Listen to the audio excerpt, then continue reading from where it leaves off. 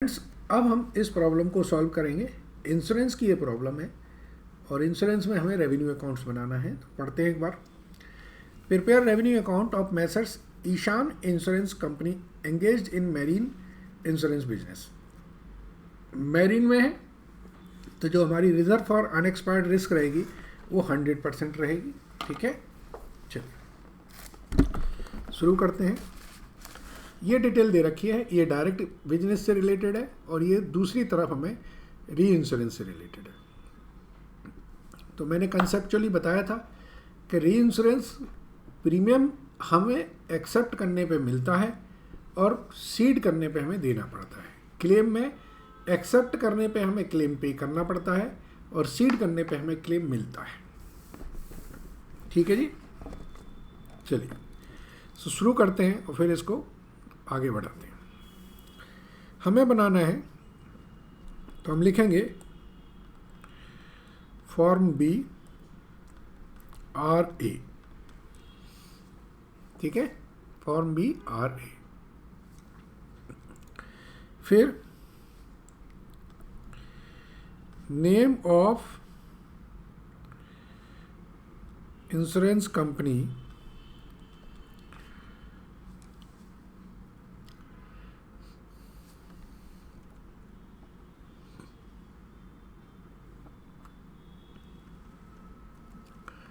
ये फॉर्मेट मैंने बताया था अभी आपको। Name of insurer, so insurer ये हमारा जो आएंगे मैसर्स ईशान कंपनी। ठीक है, यहां होगा शेड्यूल नंबर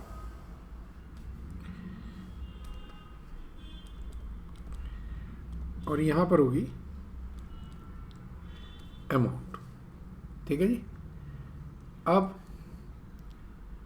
बिल्कुल एज इट इज इसी को हम लोग लिख लेते हैं।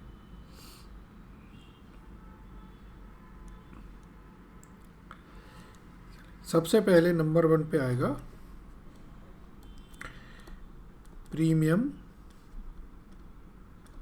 Earned, net number 1। दूसरा है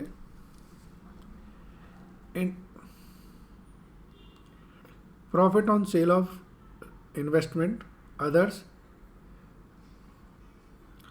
and interest dividend and gross. ठीक है, तो हम जो क्वेश्चन दिया है उसमें प्रॉफिट ऑन सेल अदर्स नहीं दिया है, इंटरेस्ट एंड डिविडेंड दिया हुआ है। तो हम लिखेंगे इंटरेस्ट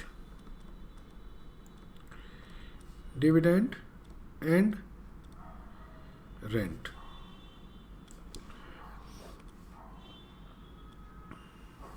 ठीक है जी, इसके बाद यहां पर आएगा, फॉर्मेट ही के हिसाब से चल रहे हैं। Number 1 claim incurred commission of operating expenses. तो ये हमारा टोटल ए है। अब इसमें आएगा क्लेम इनकर्ड ब्रैकेट में नेट। दूसरा है commission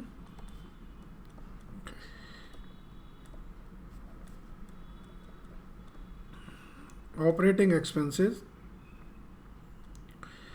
related to insurance business. तो इसका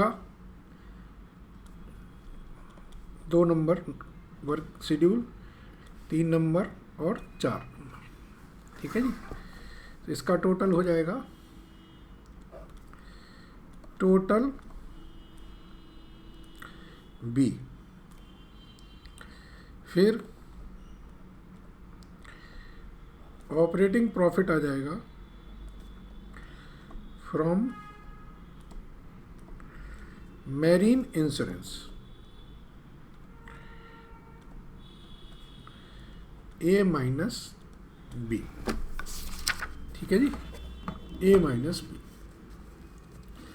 अब शेड्यूल बनाते हैं और वर्किंग नोट्स बनाते हैं। ठीक है जी, शेड्यूल बनाते हैं।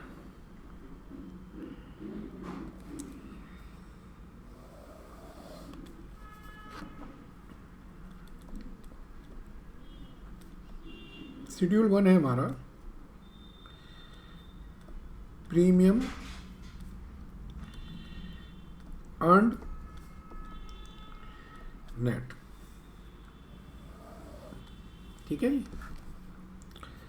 तो इसमें है premium from direct business,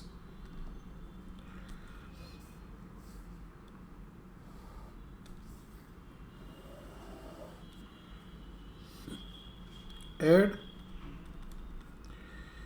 premium on reinsurance accepted less premium on reinsurance ceded। ठीक है जी, और ये तीनों हम वर्किंग नोट 1 से आएंगे। तो ये हमारा आएगा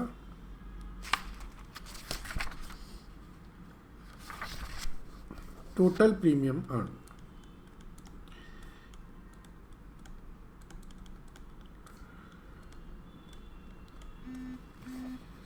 ठीक है जी, अब इसमें हम लिखते हैं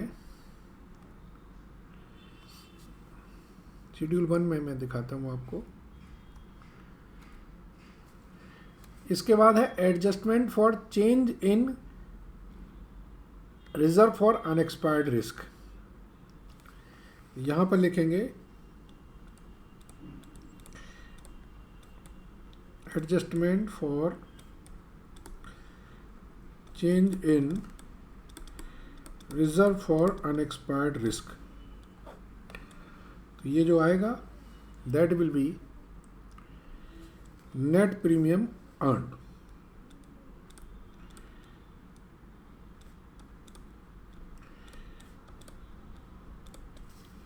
ठीक है जी, चलिए अब मुझे वर्किंग नोट 1 बनाना है। 3 कैटेगरीज हैं, इनको समझ लें। एक है प्रीमियम रिसीव्ड, तो प्रीमियम फ्रॉम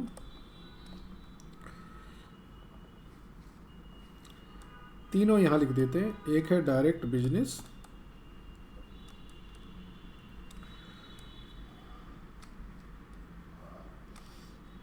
एक है रीइंश्योरेंस एक्सेप्टेड और एक है रीइंश्योरेंस सीडेड। ठीक है जी, प्रीमियम जो है तीनों का अलग अलग है। रिसीव्ड जो है वो एक्सेप्टेड का रहेगा, याद रखिए। तो 3,60,000, 38,000 एंड 24,000। तो प्रीमियम आया 3,60,000, 38,000, 24,000। ऐड करें आउटस्टैंडिंग एज ऑन 31 मार्च 2015।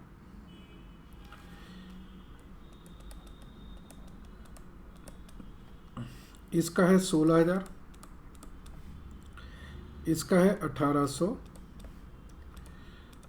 ये 2,200। लेस करें आउटस्टैंडिंग एज ऑन 1 अप्रैल 2014, ये 10,000, ये 1,600, और ये 1000। सो ये आया 3,66,000, ठीक है। और ये आया 38,200 और ये आया 25,200, ठीक है। इसको यहाँ लिख दें। डायरेक्ट बिजनेस से हमें 3,66,000,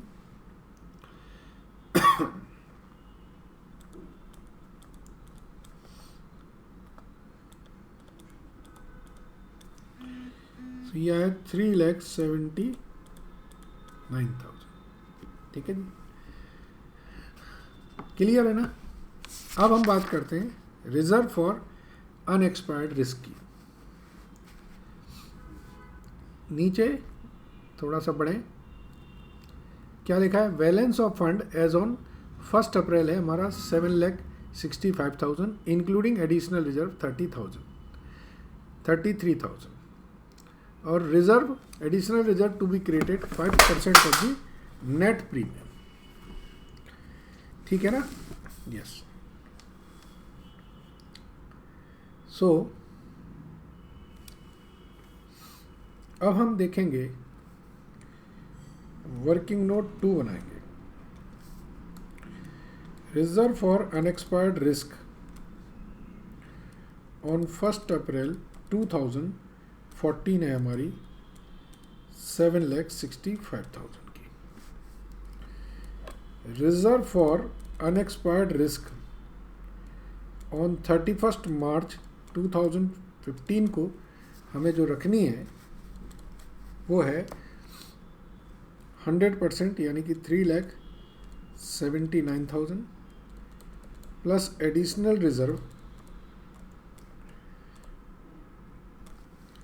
एडिशनल रिजर्व हमारा 3,79,000 का 5% 18,950। तो हमें जो रिजर्व रखना है वो 3,97,950 का रखना है। हमारे पास है पहले से 7,65,000 का। इसका मतलब है हमें 3,67,050 की रिजर्व हमारी वापस आ जाएगी, ठीक है। तो ये हो जाएगा 746,050। टेक्निकली इसका ये है कि ओपनिंग माइनस क्लोजिंग चलता है एडजस्टमेंट का। अगर ओपनिंग ज़्यादा है तो प्लस हो जाएगी और अगर ओपनिंग कम है तो माइनस हो जाएगी। तो 746,050 ये हमारा प्रीमियम की वर्किंग से आ गया है, ठीक है।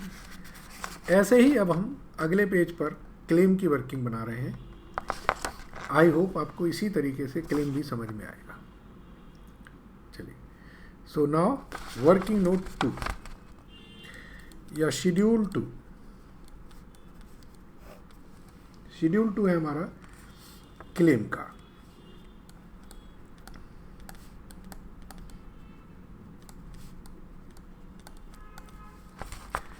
क्लेम इनकर्ड नेट, ठीक है। क्लेम का जो फॉर्मूला है वो यही है।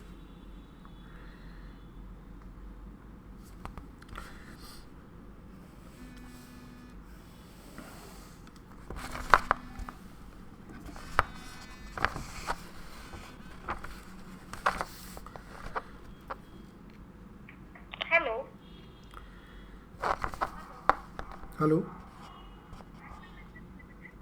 Call me after 1 our.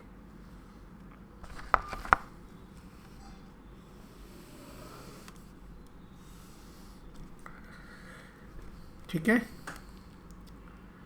तो अब इसमें हम लिखेंगे claim paid on direct business, ठीक है जी, plus claim paid on reinsurance accepted minus claim received on reinsurance ceded. ठीक है जी। सो अब आप देखिए कि आपके पास क्लेम्स की डिटेल दे रखी है, तो इसका एक वर्किंग नोट 2 बना लें।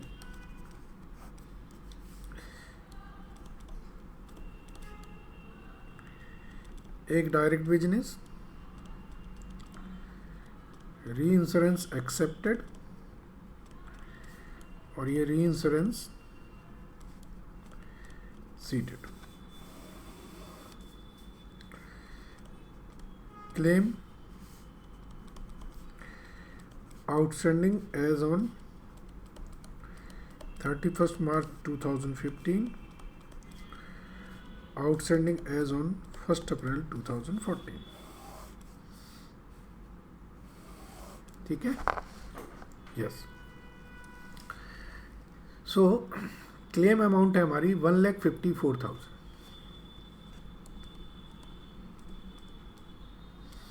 ठीक है जी। और री इंश्योरेंस की है 14,000 एंड 17,000।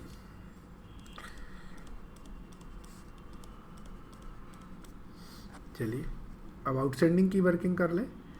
आउटस्टैंडिंग आपके 1 अप्रैल के हैं 78 और 31 मार्च के हैं 60। सो 16 आप प्लस करें और 78 माइनस करें। यहाँ पर 4200 एंड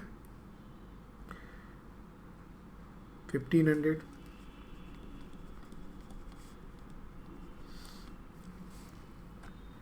और यहाँ पर 1900 एंड 1400। यह 17,500, ये 16,700 और ये 92,000। ठीक है जी, 92,000।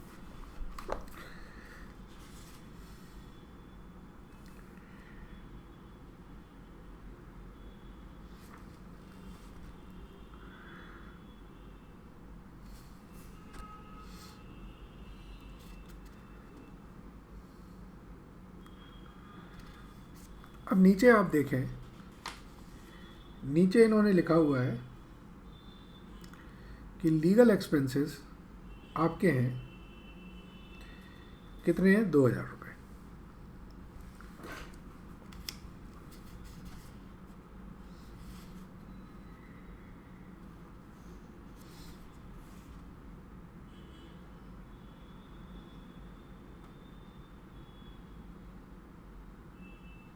उसमें से 1,200 रुपये के जो लीगल एक्सपेंसेस हैं वो आपके क्लेम से रिलेटेड है, तो वो हमारे इसमें ऐड हो जाएंगे।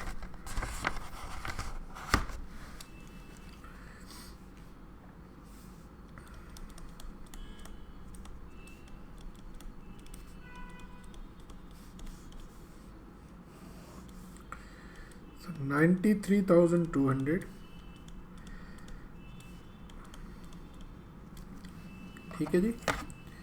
सो अब करें वर्किंग 93,200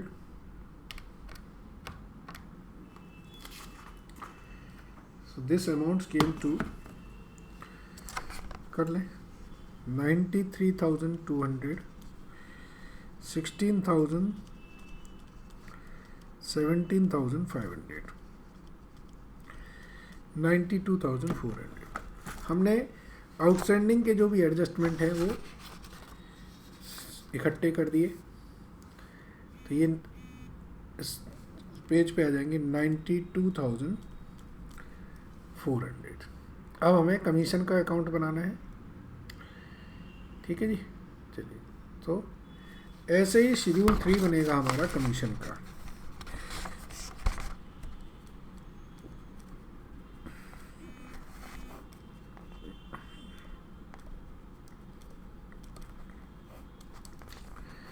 कमीशन भी इसी तरीके से है कि भाई आपका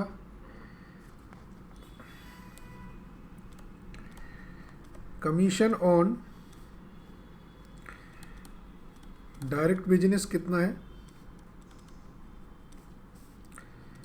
ऐड करिए इसमें कमीशन ऑन री इंश्योरेंस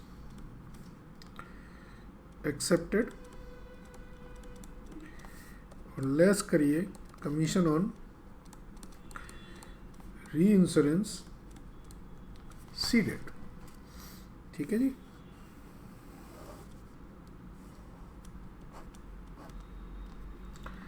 चलिए, सो 96,000 ये दिया है, एक्सेप्टेड का 5600 और 8,000, सो 96,000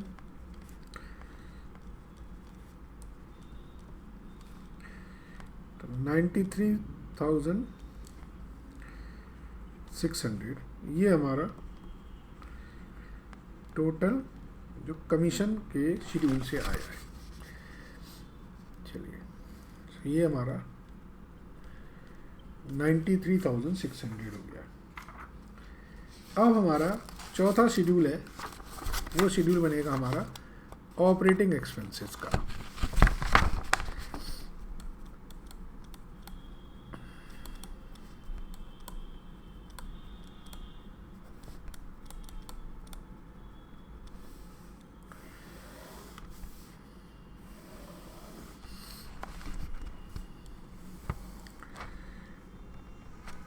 अब ऑपरेटिंग एक्सपेंसेस में हमारे पास ये सारे लाइन आइटम्स दे रखे हैं, उनको हम लिख लें establishment, rent, rent, printing stationery. ठीक है जी।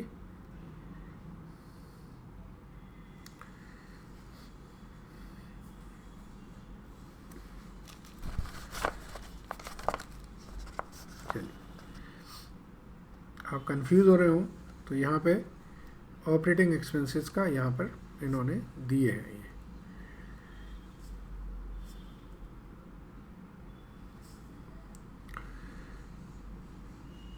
ठीक है।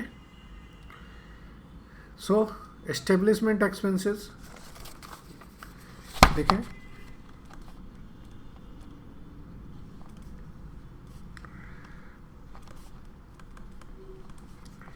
ये 34,000। ठीक है। दूसरा है रेंट, रेट्स एंड टैक्सेस,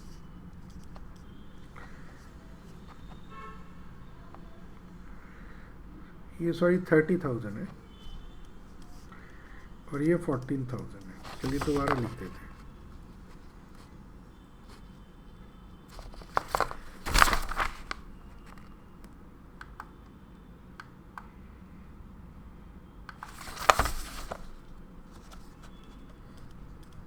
ठीक है जी।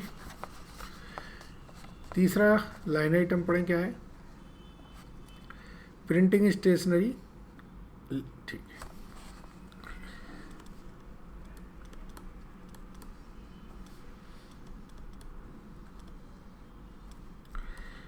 चौथा आइटम है लीगल एक्सपेंसेस। 2,000 थे, इसमें से 1,200 के हमारे क्लेम से रिलेटेड थे, तो 800 के यहाँ पर आ जाएंगे। और प्रिंटिंग स्टेशनरी हमारी 1,800 की है। ठीक है। इसके बाद आगे लिखा है income tax paid. Income tax जो है वो P&L से रिलेटेड है। Income from dividend that will come in our income, वो कितनी है 18,000। ठीक है, वो हमारी 18,000 है। हमें ये नहीं लिखा है कि इसमें कि ये ग्रॉस है कि नेट है, तो हम ये एज्यूम कर लेंगे कि ये ग्रॉस है। ठीक है जी। और पढ़ें क्या लिखा है, डबल इनकम टैक्स रिफंड, ये P&L का आइटम है। Bad debts P&L, profit on sale of furniture ये P&L। जो स्पेसिफिक उस रेवेन्यू से रिलेटेड नहीं है वो P&L में जाएंगे। चलिए, सो ऑपरेटिंग एक्सपेंसेस का टोटल कर लें। इसका टोटल आएगा 46,600। चलिए, सो पी एंड एल में 46,600 आ गए। चलिए, अब करते हैं टोटल। पहले ए को देख लें। ए का जो टोटल आ रहा है दैट इज 764,050 और बी का टोटल आ रहा है 3232,600। तो ये आएगा 531,450। ठीक है, ये हमारा नेट ऑपरेटिंग प्रॉफिट आया। सो फ्रेंड्स, ये थोड़ा सा लेंदी क्वेश्चन है। इंस्टीट्यूट